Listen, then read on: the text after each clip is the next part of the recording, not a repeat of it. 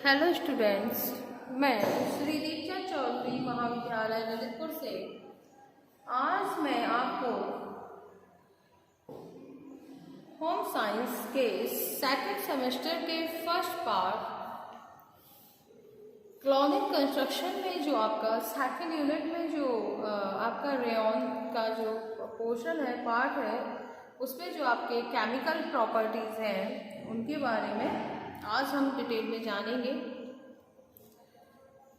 तो सबसे पहले मैं आपको बताना चाहूँगी कि जो प्रॉपर्टीज़ होती हैं वो क्या होती हैं। तो जो हमारी प्रॉपर्टीज़ की बात करते हैं, अगर हम विशेषताएं कहलाती हैं, स्पेशली अगर हम कहें उन्हें, तो उसके लिए जो सही वर्ड यूज़ होगा वो होगा हमारा विशेषताएं। तो जो हम कपड़े पहनते हैं या जो वस्त्र हमारे बनाए जाते हैं वो किसी न किसी रेशे से ही तैयार किए जाते हैं। तो रेशे हमारे 2 टाइप्स के होते हैं, प्राकृतिक रेशे और कृत्रिम रेशे। तो जो प्राकृतिक रेशे होते हैं यानी जो हमारे नेचुरल फाइबर्स होते हैं वो हमें प्रकृति द्वारा प्राप्त होते हैं, जिनमें वनस्पतियों द्वारा प्राप्त करते हैं, जंतुओं द्वारा प्राप्त करते हैं और खनिज के रूप में भी जो रेशे प्राप्त होते हैं उनको हम करते हैं। तो जिसमें आपके कपास, लिनन, रेशम और ऊन मोस्ट इम्पॉर्टेंट था, वो आपका मैंने प्रॉपर्टीज़ उनकी बता दी हैं, चाहे वो केमिकल प्रॉपर्टीज़ हो चाहे वो उसकी फिजिकल प्रॉपर्टीज़ हो, ये आपको पता होनी चाहिए और मैंने डिटेल में आपको सारी चीज़ें करा दी हैं। दूसरी बात करें, जो हमारे कृत्रिम रेशे जो हमारे होते हैं उनमें जो हमारा जो रेयॉन होता है और एक हमारे केमिकल फाइबर्स होते हैं। तो उसमें जो हमारा रेयॉन है उसमें मैंने इसका जो है फिज़िकल प्रॉपर्टीज़ कंप्लीट करा दी। इसके अलावा इसका जो प्रिपरेशन था और प्रोडक्शन था वो भी आपका कंप्लीट हो चुका है। तो अब आपको क्या करना है कि आपको इसकी केमिकल प्रॉपर्टीज़ के बारे में जानना अत्यावश्यक है, क्योंकि जो इसकी केमिकल प्रॉपर्टीज़ होती हैं, रासायनिक विशेषताएं होती हैं, वो भी आपके एग्ज़ाम में पूछी जाएंगी और वैसे भी आपको अपने सिलेबस के अकॉर्डिंग सारी चीज़ें पता होनी चाहिए कि इसकी जो रेयॉन होता है उसकी जो रासायनिक विशेषताएं हैं वो कौन सी हैं। तो आपके 2 पार्ट हैं होम साइंस में, एक तो आपका क्लॉथिंग कंस्ट्रक्शन है और दूसरा आपका होम मैनेजमेंट का है। तो होम मैनेजमेंट में भी आपकी कुछ वीडियोस मैंने बना दी हैं और ये मैं आपका ख़त्म करने के बाद, यानी ये जो आपके चैप्टर हैं इसके जो इतनी भी यूनिट्स हैं वो मैं आपकी कंप्लीट कराने के बाद होम मैनेजमेंट पर ही जो है वो सारी यूनिट में करा दूँगी, क्योंकि इसमें ज़्यादा नहीं है और इजी है, बट इसमें आपको बहुत ज़्यादा ध्यान देने की ज़रूरत है, क्योंकि इसमें जो प्रॉपर्टीज़ हैं वो आपको बहुत अच्छे से पढ़नी है। इसके अलावा रेशे कितने टाइप्स के होते हैं, वस्त्र निर्माण, बहुत सारी वेविंग्स वगैरह हैं, बुनाइयाँ, और ये सारी चीज़ें आपको कंप्लीट करनी है। तो आप लोग अच्छे ध्यान से ये वीडियोस देखें और पढ़ें। जो समझ में नहीं आता है वो आप मुझसे पूछ सकते हैं। तो सारी चीज़ें आपको बेहतरीन तरीके से पढ़नी है और अच्छे से सब कुछ करना है। तो बात करते हैं केमिकल प्रॉपर्टीज़ क्या होती है हमारे रेयॉन की। तो लगभग इसकी अगर हम केमिकल प्रॉपर्टीज़ की बात करें तो जो कॉटन की प्रॉपर्टीज़ होती हैं उससे बहुत ज़्यादा मिलती जुलती होती हैं। यानी कॉटन यानी जो कपास का रेशा होता है वो नेचुरल फाइबर होता है, प्लस वो हमारा कौन सा रेशा है जो हमारा वनस्पतियों से प्राप्त होता है वो हमारा वो रेशा होता है, और कपास के पौधे के फल के रूप में हमें ये रुई जो है वो प्राप्त होती है। तो उसी कॉटन के जैसा ही इसका भी हमें केमिकल प्रॉपर्टीज़ देखने में आती हैं कि ये हमारे रेयॉन की विशेषताएं हैं, क्योंकि इसमें भी हम क्या करते हैं, जो घोल के रूप में हम जो वनस्पतियाँ होती हैं, जो पेड़ पौधे होते हैं, उनके सेल्यूलोज को ही हम लेते हैं। इसी वजह से इसकी जो प्रॉपर्टीज़ है वो किससे मिलती जुलती हैं, कॉटन से मिलती जुलती होती हैं। तो अगर इसमें बात करते हैं कि इस पर एसिड का क्या इफेक्ट पड़ता है, ठीक है, तो जो हमारा अम्ल होता है उसका क्या प्रभाव पड़ता है। तो अगर हम द्रव अम्ल की बात करें, जैसे नींबू है, वो रेयॉन के वस्त्रों पर हम आराम से यूज़ कर सकते हैं, क्योंकि ये क्या होता है, लेकिन ये जो है लेमन होता है या नींबू होता है वो रेशे को कमज़ोर कर देता है। तो अम्ल को हमें पूरी तरीके से धोकर साफ कर देना चाहिए।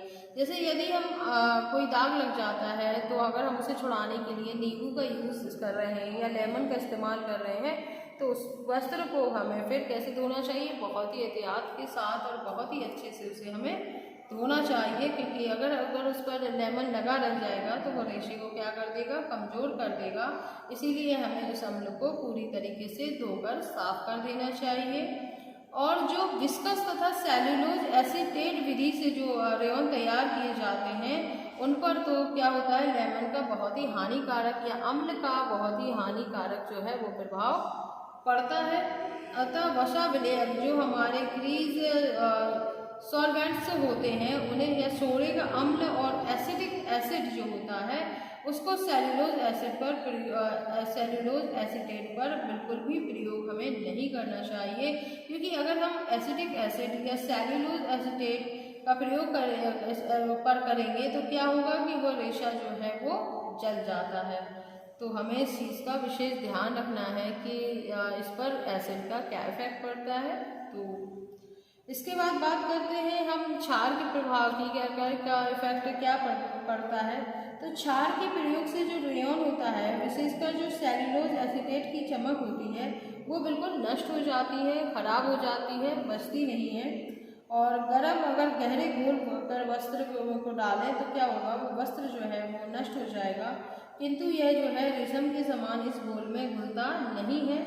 रुई एवं जो लिनन की अपेक्षा जो रेयन पर क्षार का प्रभाव जो है वो बहुत ज़्यादा पड़ता है, इसलिए वस्त्र धोने के लिए अच्छे व नरम साबुन का हमें यूज़ करना चाहिए। तो आपने जान लिया कि एसिड का क्या प्रभाव पड़ता है, क्षार का क्या प्रभाव पड़ता है। अब इसकी बात करते हैं कलर की, कि इसकी जो एफिनिटी है वो कलर के साथ कैसी है।